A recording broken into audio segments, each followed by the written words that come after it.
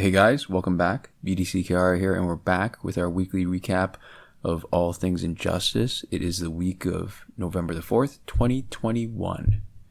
Current challenge, Classic Scorpion. It's a 1 week repeat. Required characters are Nightwing, Catwoman, and Aquaman, which are available as bronze, and a challenge gold.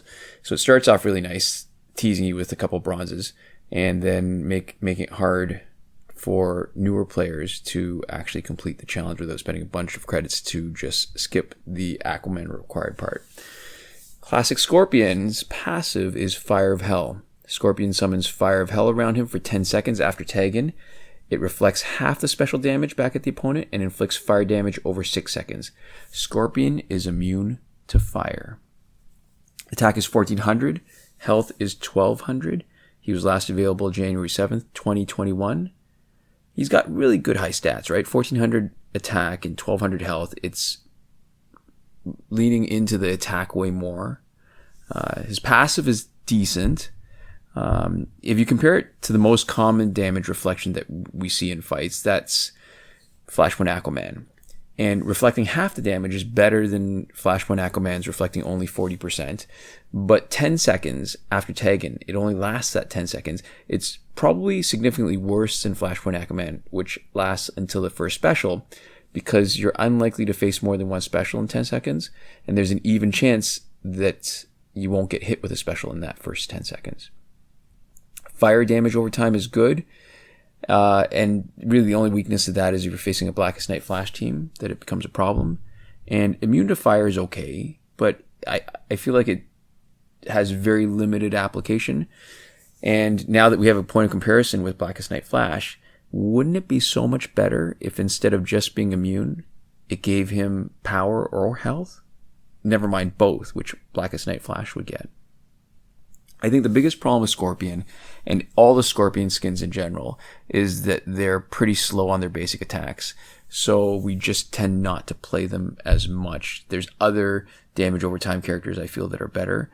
But I have to admit that I do hate facing him because our teams rely so much on specials, and we not only do we get that reflected, but some of our teams also lean a lot on damage over time.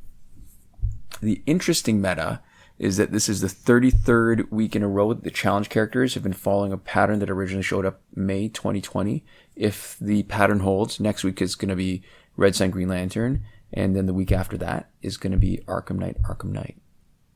This week's multiplayer reward is Cloak, which becomes Cloak of Destiny. When maxed out, it has a crit boost of 50% more damage on crit attacks, 200% damage increase against stunned opponents, and when it's evolved, it has a 20% stun chance on tag-in. Last available April 1st, 2021, April Fool's Day. There's two ways you can think about it. Basically, it's the 13th week in a row of the repeat cycle. So if you count back to the beginning of the original cycle, that's 44 weeks. Or you can think of it as there's 31 rewards. We had those 31 rewards all in order finally for the first time in years. And now we are into the 13th week of a repeat. And next week should be Blackest Night Flash if the pattern holds. So for the longest time, this was the original legendary gear, I guess. And the reason why is it had a really unique ability, which was boosted damage against a stunned. And for the longest time, nothing else did that until Necron Scythe came around. And some ways it's maybe not as good as Necron Scythe. The only part that is really great is that there's the boosted crit damage. Necron Scythe has the advantage of boosting damage against both frozen and stunned opponents. It has a resurrection if you knock out an opponent and you resurrect with 65% of your health. Two other abilities when your health is lower than 15%, which, it doesn't necessarily have an effect on the fight, and does every once in a while, but overall that's pretty spectacular. But I think just in straight up damage output, if you're being successful and you're stunning opponents and you're doing the boosted damage, you're just doing more because of that extra crit damage. And let's face it, if you're not spending much of the fight with low health, two of those abilities in Necron Scythe really don't come into play. The 20% stun chance on Taggin is low, so you can't really rely on that. And if you're playing with a character that doesn't have a built-in stun on Taggin, like Luchador Bane, Earth 2 Flash and Teammates, Batman or Static, which stun at the end of Special 1, then you're going to have a lot of trouble getting any kind of benefit out of Cloak of Destiny. But I think the absolute best is using it on characters where they have a stun that's built into their special right at the beginning, before they've done a lot of damage, and then the damage for their special is weighted, back-end weighted. That's Batgirl, all the Batgirl skins that have a stun at the beginning of Special 1, and Batman Ninja Batman, who has a stun at the beginning of Special 2, which means that when you've got a relatively high-level Batman, Ninja Batman, excuse me, you can do more than 1 million damage with his Special 2. In the store, Rebirth Jessica Cruz Challenge Pack. It was available, I think, last July 2020. 200,000 power credits, 6.16% of getting her versus 2.86% in the regular challenge pack, which is, we've done an analysis on it, and the short of it is that if you only want her and you're going to sell back every other challenge character, then this is marginally better than the regular challenge pack. But if there are other characters that you want, this is not a great deal. And normally we'd say with the challenge pack that this is a clue to the challenge, but I think we've had the Jessica Cruz challenge pack before, and when sometimes she doesn't show up, and instead what we'd get is a different Green Lantern, and based on the pattern, I think that seems pretty likely that we're still going to get Red Sun Green Lantern. Could be wrong. Usually the different clues for next week's challenge are in accordance. The character bundle Rebirth team is hanging around for another week. We talked about it last week. And then there's also a new Justice League pack. $24.99. It was $26.99 the last time it was available, the same time we had our current challenge. You get 2 characters that are already available in the store, and 1 Aquaman, which is a challenge character. And I guess if you were going to be spending money, it would help you get through this week's challenge, but it's not a great deal when 2 of the characters are available easily for power credits in your store.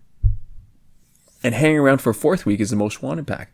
We're not going to get into it in detail, but it feels like now that maybe this is going to be a permanent fixture in the store. We've got our 2nd week of the Aquaman Celebration pack, and if the pattern holds, next week should be the Shazam Celebration pack. I think the characters that you get aren't great, but given that this week's challenge again requires Aquaman, it's not a bad way to spend 300 nth metal. There's a half a chance of getting Aquaman in it. And our Survivor, it's the LexCorp gear set until the 17th of November. Phantom Zone has 1 more week left. Fight 62 is still broken. Last weekend's breakthrough was, as we expected, Zatanna, Flash, and Solomon Grundy. So that means this weekend's breakthrough is probably Raven, Superman, and the Arkham Knight. There's a link in the description to a Reddit thread started by Devlin16 that goes over the complete breakthrough cycle. And that's it. Moving on to the current glitches, remember that every working glitch is explained in a video as part of the playlist that you can reach by clicking the eye in the top right corner of this video. We are Android only, and specifically Android 9, so we can only confirm these glitches for Android, although there are some comments about other OSs. Like we often do, we'll start with the significant not working glitches. No working glitch for credits. You can watch Season 6, Episode 9 of our P&Q and CNA&T for a longer discussion about why. The glitch that used to exist for getting repeated past multiplayer season rewards is not working. Getting multiplayer season rewards early, at least the premium gear, is not working in a way that's exploitable. There's no glitch to get through Phantom Zone quickly, although we've got some strategy videos about how to do it. And you must watch the video if you want to use the free energy button, unlike previously when you could glitch right past it.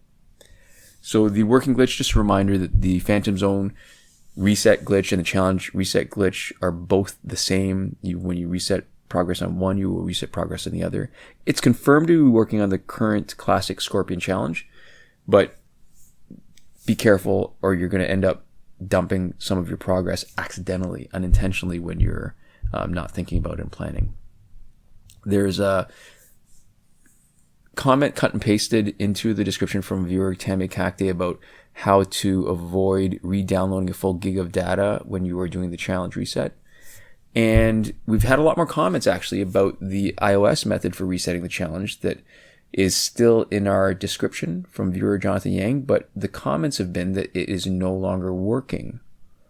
So if we could have a few more people from iOS commenting on that, that would be great. Quickly now, breakthrough glitch, let you play repeatedly, still working.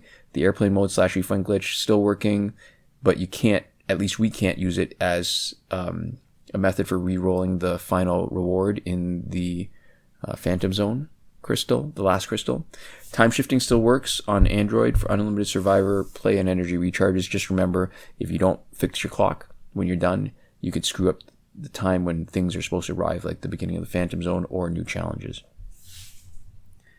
And that's about it, except for the one glitch that's still on the current glitch list. The conditions haven't been right for a few years, but it technically hasn't failed us yet when the conditions were right. So we've left that in the list until it fails us for the first time. So that's it for this week. Thank you very much to our patrons on Patreon. That would be Victor Gomez, Consul Peasant, and Edwoon at the top tier last word. Sinemac and Mohammed Albshaiti at the Your Message Here tier. Shawn Farrell, Daniel Simonson, Aaron Maule, Michael DeVries, Brandon C., Irvin Ruiz, and Eddydoo at the credited level. And Chris Wolff, Scarlet, Dani, Awesomegamer 241, Pavu RS, Gavin, Mallott, and Isfar E at the gratitude level. And thank you so much for watching. We'll see you next time. Komoda.